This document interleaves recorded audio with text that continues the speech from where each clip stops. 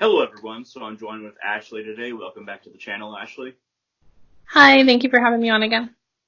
So we're going to talk about runes, specifically the Elder Futhark Runes, which have their base in Norway. Now, the Elder Futhark is a runic alphabet that I work with exclusively, and I think that you work with as well, Ashley, correct? Yeah, I work with the Elder Futhark among other divination tools. Yes. And a lot of people actually think the runes are mainly for divination, which they're actually not. Well, this is according to Raven Caldera, and I actually hold his opinion above many other people's opinion because a lot of the gnosis that he's received through his workings is very similar to the gnosis that I've received, the knowledge that I've received. Um, Raven Caldera, and of course myself, talks about the runes being primordial spirits, the gods of the gods, if you will. Mm-hmm. Um, those forces which make up the fabric of reality. And that is why I try to get into connection with the runes as I would, well, mostly like I would with different gods. I consider these primordial forces as both sentient and kind of representing a particular force. So when I'm casting the runes, when I'm drawing runes out, when I'm, you could say, divining, I respect every rune as if it is a god. So when I draw runes, I look both at what the message is and what each rune is trying to tell me on a personal level. And this is Mm-hmm. why it's very important to get to know the runes on an individual level, not just view them as a bunch, but different forces. Mm-hmm. Um, and that's why runic meditations are very potent. Meditating on each rune and what they mean, and it actually increases your ability to form rune words that you can create to either protect yourself, give yourself more knowledge, open different pathways. When you're really connected to every rune individually, when you form them together, it creates a whole different force in your life. Um, so, Ashley, would you like to talk a little bit about what you know about the runes and perhaps what they mean to you as far as the Elder Futhark goes? Yeah, so the Elder Futhark, I don't work with anything except for the Elder Futhark as far as runes go, because there are other systems that people use. And I look at them very similar. I look at them as like an archetypal primordial energy also. Um, I believe that at the beginning of this time period, like that we're living in, at Mm-hmm. the beginning of our tribal time, lineage, or whatever, like I believe the runes were gifted to us as a way to connect with spirit. And I do think that they're energetic forces that we connect with. They're a little bit different than some of the other divination tools like tarot and like I also do numerology, a lot of different types. I do oracle cards. Mm-hmm. The runes are different. They do have like I wouldn't quite say for me that they're like a god or a goddess, but it's more like they do exist in a different fabric of reality. It's like they're kind of existing and oscillating in this other realm for me. So like I connect with them like on a very it's a different level than I do with other divination tools. I do use them for divination, but I use them in meditations and magical workings also, and I create bind runes and I use them. I like work with them more than I do with other forms of divination, like in a magical context and in a meditative shamanic context. Yeah, that makes sense.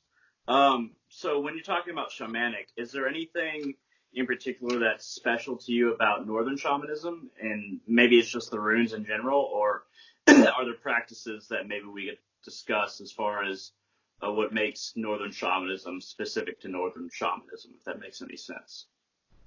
So Northern shamanism, actually the word shaman comes from, I believe, a Siberian root word. I think the etymology is actually Siberian or it's related to like Finnish or something. I know it's from that region. It's like either Sami or Samoetic or something like that.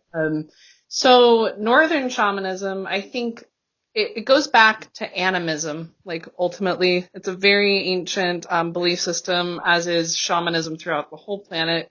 What makes Northern shamanism a little bit more unique to me is really the Northern people lived in a very cold, kind of isolated existence for a very long time. So I think they had a lot of freezing winters where they would just meditate, and I've actually researched, and they would take from what I know, they would take psilocybin mushrooms during the winter time. There was actually an ancient shamanic practice where a shaman would go from house to house and people would be snowed into their houses, and he would drop mushrooms to people to take. So I think like around the solstice time period actually is what So what I know is like in that context, it's a lot like the Huichol people of Mexico, where it's a tribal system where many, many people were using psychedelics and were tapping into this deeper level of consciousness. And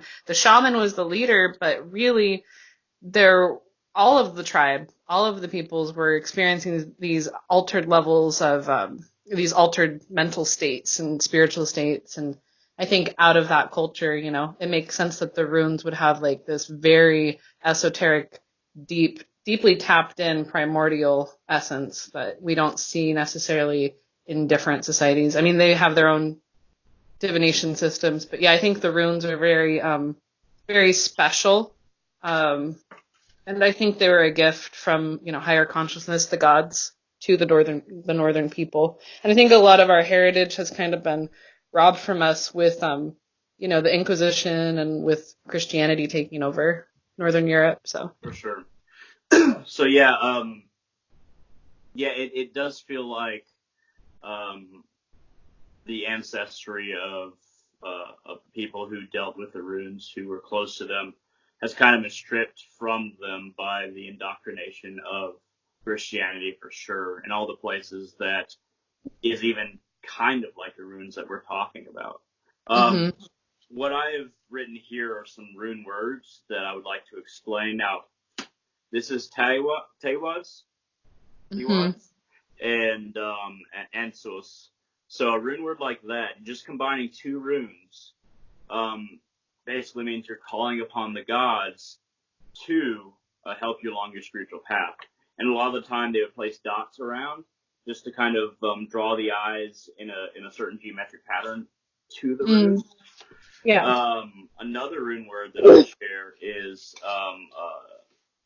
so that would that one with the Tiwas and Ansus, would that be like with victory and wisdom? Would you be trying to connect with those? Calling upon the gods to help you along your spiritual journey, especially if you're writing it in your own blood. So there would be, but before that rune word, there might be a sacrifice of meats or a sacrifice of bread. But you would kind of charge it with either that sacrifice or just drawing it in your own blood, and then either burning it and anointing yourself with it, or putting it somewhere as a sigil of power that either protects you or reminds you of your path. So there's multiple things you can do with a rune word. But the rune word itself is pretty significant as far as what you're trying to achieve. So I think another rune word that I want to show is Degas and Nafis. Now, basically, Nafis, which is the cross with the kind of like sideways hatch up there, is constraints. Usually, it's a rune that you don't want to be associated with. It's kind of like holding you back. But if you combine it with Degas, which is breakthrough, then it could be breaking through constraint. And that could be a symbol of power. You can burn it. You can anoint yourself with it. You can carve it into something. If you have a black mirror, for instance, so you carve this on the back, you might be able to break through the constraints of reality if you charge it correctly. So let me go on to another one. Not that one. So this is Othila and Tiwas. This one is I usually don't associate with Ophila very much. It's not a rune that I associate myself very much with because it means separation. It also means like clan and like one's homestead. Um, And but if you, prosperity also, right? huh? Also, wouldn't it be like prosperity? Prosperity is more, I would say, Fehu as far as for me. Okay. Um, but Ophila, um, when you combine it with Tewas, then you're kind of showing that the power of it is that you come from this place, this home, but and then that's the foundation of your spiritual path. Hmm. So let me and then if you feel like your spiritual path, you have a very big basis in your home where you are, whether it be your town, your city, your family, whatever. You might want to combine that with Tewas, and then you reinforce that idea of where you are being your foundation for your spiritual growth. And Mm-hmm. then the last one that I want to share, which I've not drawn very well, is Algiz and Berkana. So Algiz is basically the rune that goes like this, like an up and down line, and then basically two lines off to the side diagonal and one up. And then that one is one that I connect to, very well. It's one of my patron runes, I guess you could say. Mm-hmm. And this is this is kind of my shrine to Algiz, um, Mm. with a lot of artistic liberty, of course. But Beautiful. it kind of, thank you very much, and it kind of represents protection in the multiverse by the multiverse. It's one of the most contested runes when it comes to understanding it because there's not a whole lot of data as far as what it exactly meant, but this is what I've learned that it means. And then when you combine it with Berkana, which is kind of like the sharp B off to the Mm-hmm. side, which is growth, then it means kind of growth and protection in the multiverse by the multiverse. It's a very big Yeah. rune word for health and healing. So Yeah. if you know how to make these runes or these rune words, if you know how to charge them and you know how to employ them in your life, they're a very great magical tool. And once again, I'd like to just like to reinforce that they are more than just symbols of power. They are primordial forces that you can tap into. Um, Yeah. and so, does any of that ring true with you? Have you ever tried to use rune words or anything like that? Yeah, I do bind runes, which are pretty, I think they're pretty similar. I create them usually myself, but would you say bind runes are pretty similar to rune words? Yes, like the ones that I showed are very simple. Usually, a rune Okay. word will employ like three or more runes. I just kind of wanted to just kind of show the simple ones because they're easier to understand. Um, Yeah. but yeah, you can combine a bunch of different runes and bind runes for sure if you're trying to bind something to you or bind somebody else. Um, Yeah. they're very useful as long as you know how to direct them to the target or Yeah. know how to direct them to binding yourself to a certain task, if you will. Yeah, so apparently I use rune words also, and I just put them under the umbrella of bind runes because I bind them together to create the energetic forces that I want to have put out into so actually I do That use that's that's a rune. way to put it. I usually call them rune words, but yeah, I think Yeah. we're talking about very similar things. Yeah, from what my understanding is now, because I don't usually use them to bind people or bind myself, I bind the runes together, and that's why I call them a bind rune. So it's not part of my binding magic, because I don't tend to do binding magic with runes. Runes I use more to like bless my house or bless myself or bring in a certain energy into my being or into my space. Um, and as far as like Algis goes, I think of it as similar to the concept of Alwyn within there's a Celtic form of, I forgot, I think it's called what is it called? I'm not as familiar with that specific form of divination, but there's a specific form that's very similar to runes. They're different, but they use symbols within the Celtic system. And it looks even similar to Alwyn, or Alwyn and Al just look very similar.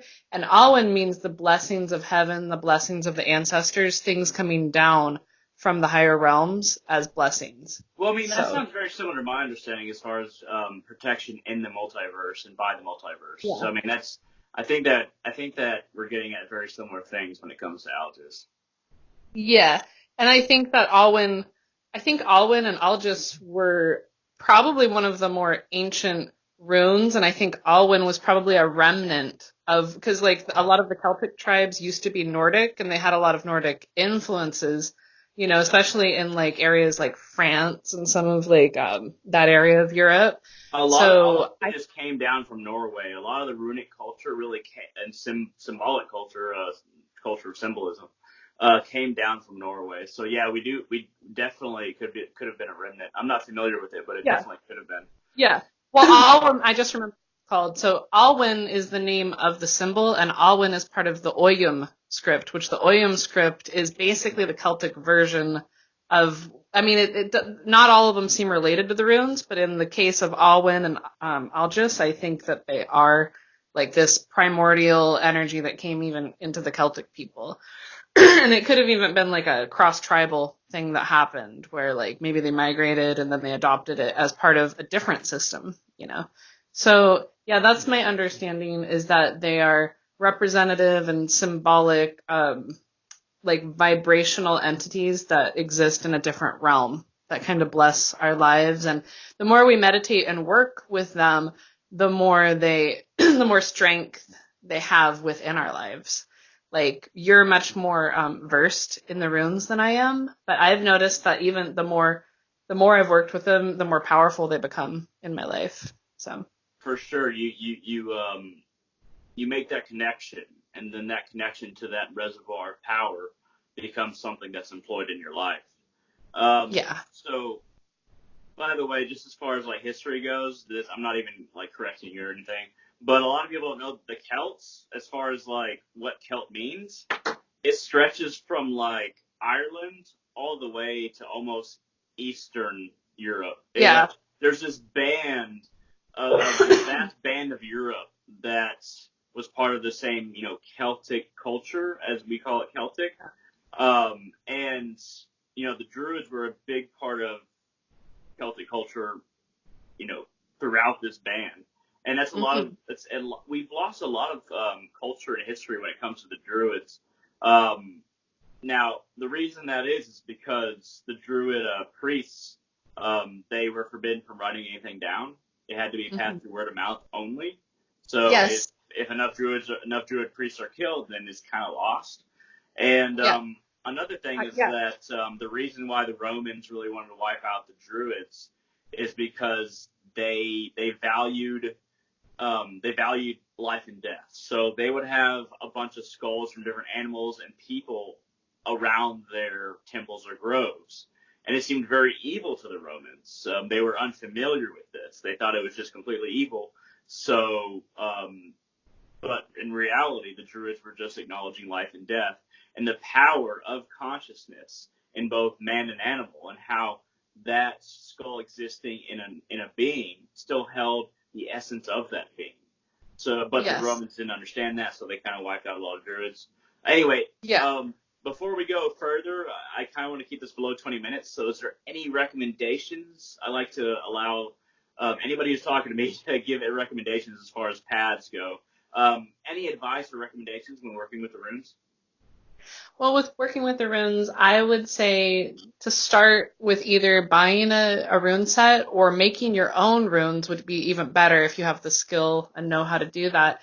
And I would say meditating upon one rune at a time and then kind of doing it in the sets of eight, because there's like eight interrelated runes and there's three sets of eight. So I would do it kind of like that. Just work at one at a time and give yourself a set amount of time for each rune and really get familiar with it.